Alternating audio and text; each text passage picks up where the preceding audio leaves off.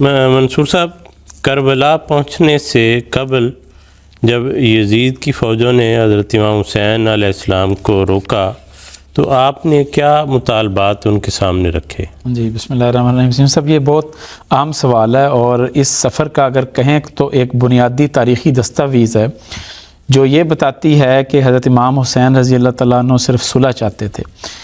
چنانچہ حر بن یزید تمیمی جب اس نے آپ کو روکا ایک موقع پر تو آپ نے فرمایا کہ میں واپس جانا چاہتا ہوں، وہ لیکن اس نے واپس نہیں جانے دیا۔ اس نے کہا کہ آپ واپس نہیں جا سکتے، اب یہ جگہ ہے وہ گھیر کے گویا کہ آپ کو کربلا تک لے کر آیا، اور وہاں پہ عمر بن سعد جو شخص تھا اس نے حضرت امام حسین رضی اللہ تعالیٰ عنہ کو روکا اور وہ 4000 افراد کے لشکر کے ساتھ آیا اور وہاں پہ اس نے گویا کہ گھیرا تنگ کر دیا۔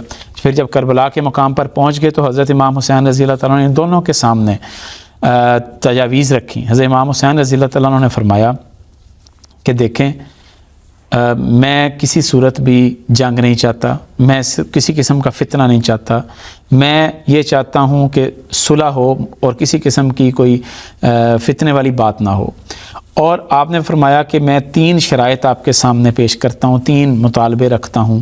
آپ نے فرمایا نمبر 1 تو یہ ہے کہ مجھے واپس مکہ جانے دو۔ آپ مکہ سے چونکہ تشریف لا رہے تھے، آپ نے کہا مجھے واپس مکہ میں جانے دو تاکہ میں وہاں جا کے عبادت کروں۔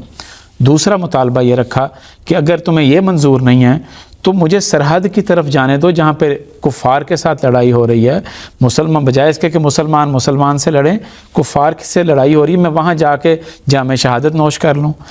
تیسرا آپ نے کہا یا مجھے پھر دمشق جانے دو جہاں پہ میں یزید سے مل کے اس کو پوری بات بتاؤں کہ میرا ہرگز مقصد جو ہے وہ جنگ کی طرح ڈالنا نہیں ہے بلکہ میں صلح کی خاطر ہوں۔ یہ 3 مطالبے تھے جو رکھے گئے۔